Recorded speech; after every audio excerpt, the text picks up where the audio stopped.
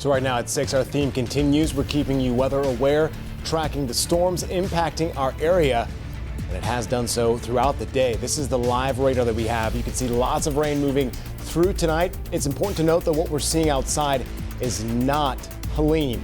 This rain is the precursor to the major storm that we will see later on at the end of the week. Because of that, though, we're keeping you weather aware tonight and tomorrow. And it's especially important because of all the rain that we've seen.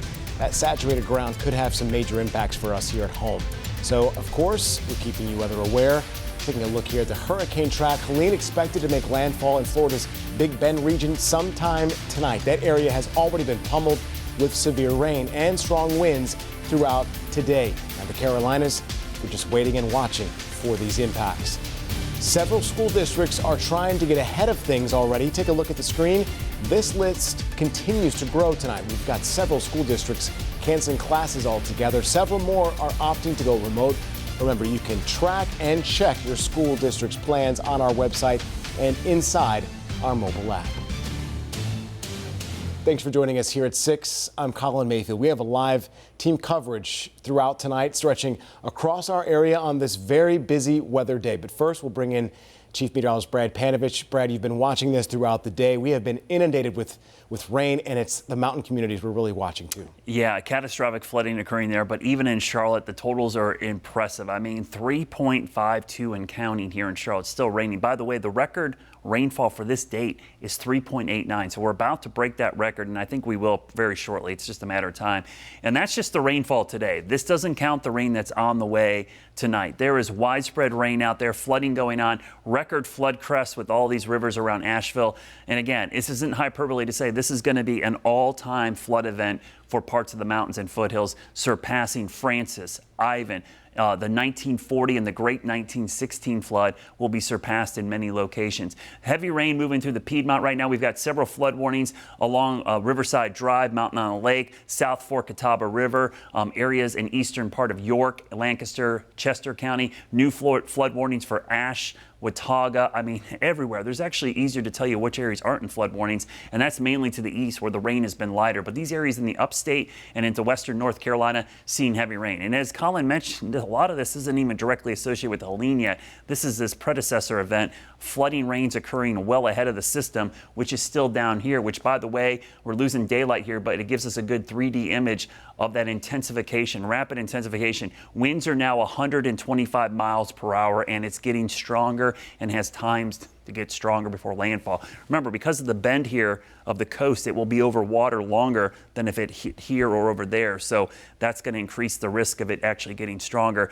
Winds again, now looks like 120 based on the current reading, so went down a little bit, but that north-northeast movement at 21 miles per hour means that this is going to carry those strong winds well inland all the way up here into the Carolinas. So we've got the extreme flood risk tonight through tomorrow morning. During the day tomorrow, extreme flood risk will continue. But what's coming tonight and tomorrow is going to be the winds and the tornado risk. So the timing of this, it just starts ramping up. We are going to see the weather get worse and worse tonight through tomorrow morning, and that tornado risk is going to increase as well. Meteorologist Brittany Van Voorhees is breaking this down. The ingredients are coming together for that tornado risk tomorrow, Brittany.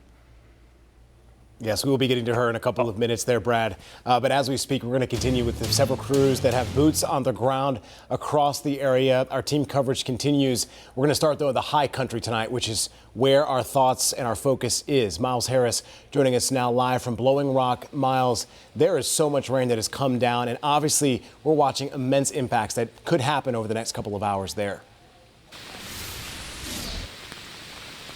Yeah, Colin, I mean, you are seeing the rain and really the downfall from that rain here just really picking up by the minute here. And right now we're looking at some of the aftermath from that tornado that touched down in this area just yesterday here. So for starters, I want to go ahead and show you what the road conditions are looking like right now. Again, this is off of Birch Drive in Blowing Rock here. And as you can see here on the roadways, you can actually see some of the debris from those trees around this area. You can also just see how wet these road conditions are. Now, on one side of me, there are homes, but to the other side, there's more of that that damage that we have been talking about here. So you can see some trees that have actually been cut down, but some of them have even been uprooted and even snapped in half from that tornado, again, that touched down in this area just yesterday. And now several counties and departments, they are gearing up for what's to come with Hurricane Helene.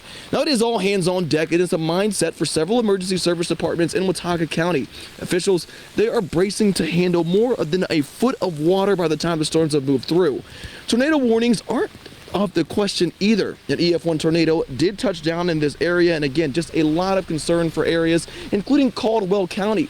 So we got a chance to talk to their emergency departments as well and reached out and asking just what they are expecting when it comes to the conditions from the past, but also to look forward to ahead as well. We're worried about flash flooding. And then, of course, wind overnight. We're worried about trees and limbs down, blocking streams. We're also worried about ponds. A lot of farm ponds with this record level event we're going to have. Some of these don't have spillways and some could get obstructed. So we're worried about downstream flooding and flash flooding.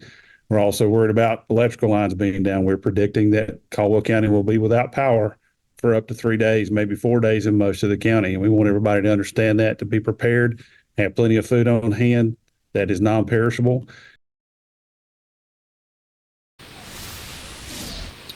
Now, Duncan went on to add to remind people that when you're dealing with not just heavy rain, but those strong wind conditions, that it is harder and really more difficult to deal with restoring power. And really, it's not even an option from safety reasons. It's not really a process or even a possibility to put those people that restored the power in those power buckets, those tower buckets, to really help restore power when the power lines are down. And again, a safe reminder for a lot of people out in this area that if you are without power, be prepared for that to be for the next couple of days as we continue to monitor the situation here, as well as the likely nearby counties as well.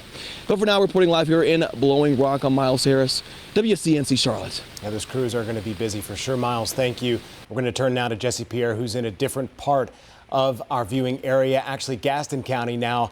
The same story here. Lots of rain and flooding going to be the big issue here, Jesse. Absolutely. Gaston County Emergency Services looking at a busy next 24 hours, and the biggest thing to look out for is the flooding. I'm here at the Riverside Park and Greenway. It's already been closed off at every entrances because of the flooding, because of the overflowing river nearby. And if you look at the chair back there, that kind of gives you an idea of the rising water here. Now, emergency services tell me they are keeping an extra eye in areas like this, near the South Fork Catawba River, Lowell, and here in Cramerton, where flooding is common in these during these events like these. The Emergency Operations Center has been activated, and there will be extra crews overnight to manage incidents. Officials say they are ready and have high clearance vehicles, both, and can request additional state resources if needed. Now, the worst of the threats are expected after Hurricane Helene hits overnight. They are asking folks to stay off the roads during that time, avoid floodwaters, and reserve 911 for life-threatening emergencies. A tree on a house where people are inside, you're trapped in your vehicle, you're trapped in your house because of floodwaters, of course, your normal medicals and fires, those are all related. If you just want to report a tree down in a yard, go through your normal means. If you've got tree on power lines, contact Duke Power. Again, so the Emergency Management Director, Scott Hunter, who you just heard from, says preparation is key. He says you want to make sure you have what you need in case there are extended power outages. Again, the rain has been coming down nonstop. It's getting heavier. We are also getting more wind out here, so you want to make sure you stay safe. And if you can, stay home. Live in Cramerton, Jesse Pierre, WCNC Charlotte. A great bit of advice. Jesse, thank you. When there's storms, there's always the chance for power outages here. Some folks are already in the dark as we are speaking. Here's what outages look like, at least right now. Around 5,000 to 6,000 homes total without power in the area. Mostly, though, in the mountains, as you can see from the diagram. If your power does go out, Duke says report it to them immediately. For those of us with the lights still on, now's the time to prepare for them to go out. Brad's always reminding us to keep our devices charged, especially on these big weather days. So Duke Energy crews say they're standing by waiting for those calls to come in. However, they are asking people to go ahead and talk with your family about a safety plan and have an emergency kit in just in case, of course.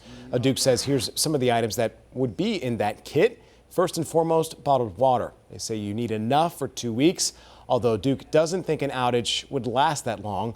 Also, you'll want to have backup chargers for your phones and a weather radio if possible. So this storm is having an impact on our waterways already with the rain that we've had. Duke Energy says they're working to release water from their chain of 11 lakes in the hopes of allowing rainfall to be collected so they don't overflow. But the company says, quote, for Mountain Island, this could be a historic event, predicting over 10 feet of flooding along the Catawba River. Meantime, we pick up our team coverage again tonight in Mecklenburg County. Our Austin Walker staying safe in this water, standing there in that ankle-high water throughout our evening shows. Austin, you're just trying to show us, though, how much water has fallen and really where it's collected.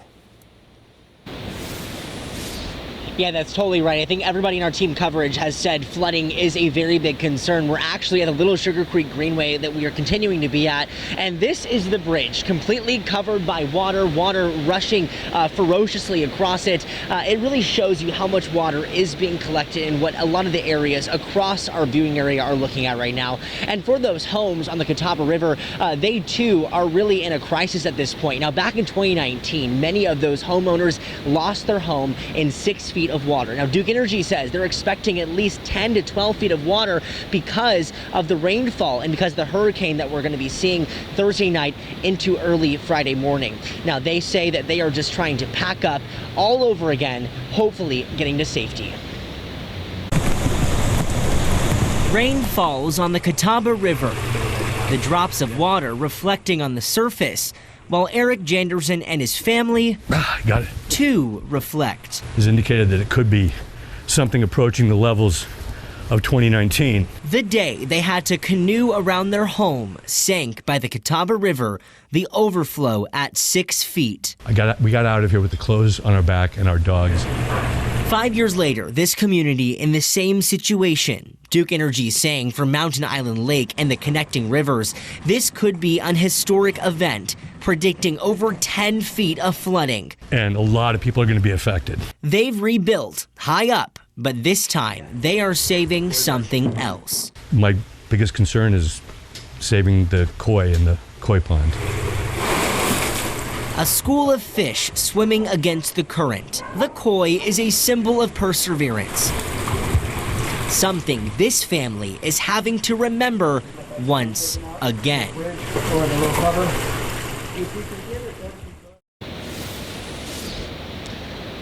Yeah, so everybody in that area just trying to stay strong during this time. You know, Duke Energy also tells those residents that if they believe the water is coming up close, to get out while they can and get to safety. It's not worth it, and don't risk it. As for right here next to Uptown at the Little Sugar Creek Greenway, again, the water continues to rise. We're actually having to move back about every 5 or 10 minutes to make sure that we are not getting too far down. Because again, the farthest I can really go in right now is maybe till about right here. That's the top of my boots. We're still about at least 10 or 15 feet away from the opening of that bridge. So it shows you how much water is coming down every single minute, and that it will continue until the end of the hurricane tomorrow.